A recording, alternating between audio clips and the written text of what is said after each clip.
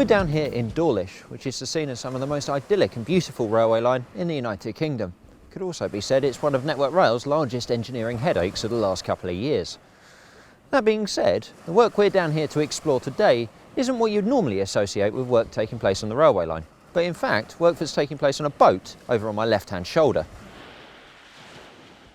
Not quite an aircraft carrier, but nonetheless pretty impressive. A Falcon 8 unmanned aerial vehicle, or UAV if you like, lifts off from a rib, ready to commence a survey that will generate a 3D model of the cliffs surrounding the railway line. A first for Network Rail, and after 14 months of planning, the UAV is going to become a crucial part in understanding the ongoing and future needs of this undoubtedly unique piece of railway line. Joe Gree from Network Rail and Simon Moddy, representing Mott MacDonald, the managing consultant for Network Rail, tell us a bit more about the necessity behind the survey.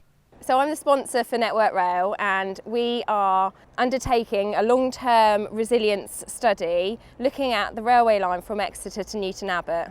Well, it's really exciting because today we're here actually to do an unmanned aerial vehicle flight. So this is taking off from the coastline here, and the UAV is flying up over the coast and over the cliff areas in order to take some really precise measurements that allow us to create a 3D model that will then allow us to understand how we implement interventions to ensure the resilience of the coastline. So there's a lot of background work goes into it, starting with contacting the landowners that allow us to put in ground control points before the UAV can fly. And then it involves two teams running around, literally knocking on doors and placing the ground control points in people's gardens at the top of the cliff, and also, as you've seen, the markers that are sprayed on the seawall at the bottom of the cliff.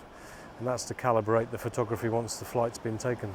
So it's obviously a bit novel flying a UAV from a boat, definitely a first for Network Rail. This is combined with a future ground investigation survey that we're about to undertake, so the whole thing goes towards capturing very high definition information for us to build a detailed 3D model of the cliff all the way from Teignmouth through to Langston Rock. From that, we will base all of our solutions on it in the future.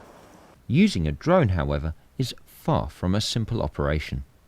Resource Group, one of 4 successful tenderers in response to Network Rail's request to establish a UAV capability, have spent many months developing the operational processes to ensure the safety and minimal disruption to the railway.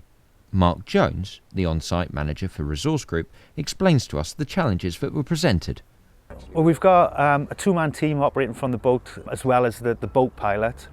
We'll have one guy who's physically flying it using the controller, and then the second guy is operating as a safety man, a check man as well, so anything that the pilot is going to do, any inputs he puts into the programming gets checked. So we work a 2-man system, so no one man is left. With this, really, speed isn't of the essence.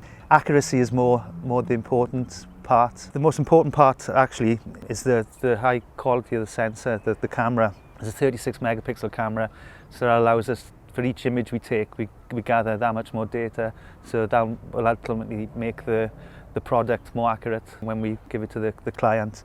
The safety element of it is that it can operate with up to 2 of the rotors disabled for whatever reason. They will still safely operate to allow us to return it home if there was an incident.